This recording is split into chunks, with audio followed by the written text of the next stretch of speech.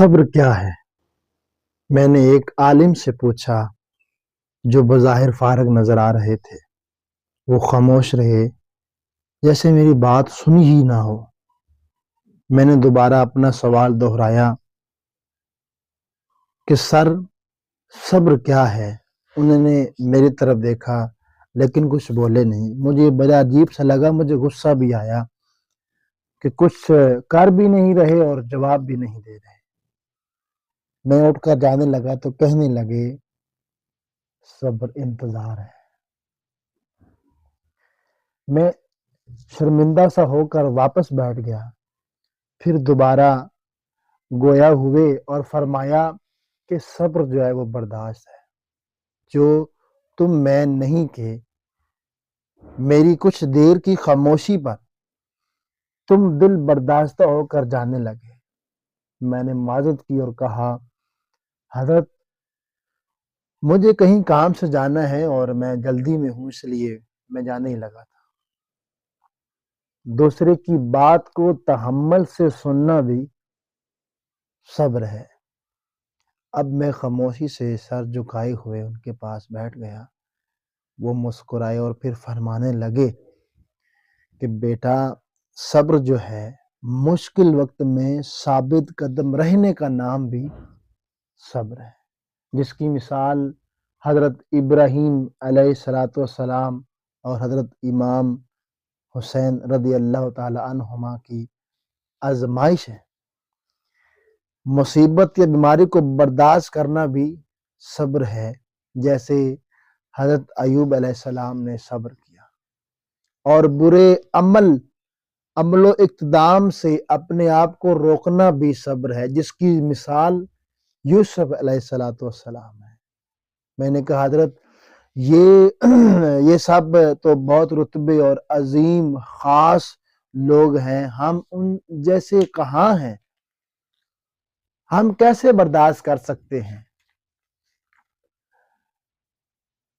کہ ہمیں ایسے صبر آئے گا؟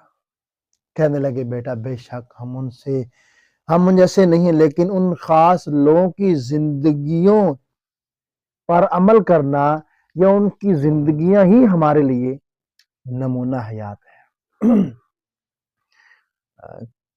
بیٹا اللہ کسی کو اس کی طاقت سے زیادہ نہیں آزماتا، وہ ہم سے زیادہ ہم کو جانتا ہے۔ لا یکلف اللہ نفسا الا وسعها، جس کا جتنا بڑا رتبہ ہوتا ہے اس کی آزمائش بھی اتنی ہی بڑی ہوتی ہے۔ رہا یہ صبر کیسے آتا ہے، توکل صبر کا سب سے بڑا ساتھی ہے۔ اگر آپ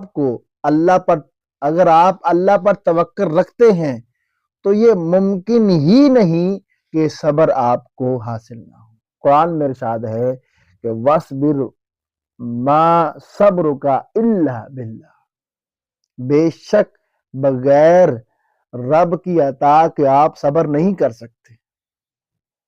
انسان فطرتاً جلد باز ہے، ہر چیز میں نقصان فائدے کا سوچتا ہے، ذرا سا نقصان اس کو غم میں مبتلا کر دیتا ہے، ذرا سی جسمانی تکلیف میں پریشان ہو کر شور مچانے لگتا ہے اور دعا پر اصرار کرنے لگتا ہے۔ بس جلدی صحت یاب ہو جاؤں، میں جلدی صحت یاب ہوں، میں یہ کام کر دوں گا، میں وہ کام کر دوں گا، میں جلدی صحت یاب ہو جاؤں۔ وہ اپنا مقصد حیات، اللہ نے زندگی اور موت کو انسان کی آزمائش کے لیے پیدا کیا ہے، اور انسان بھول جاتا ہے۔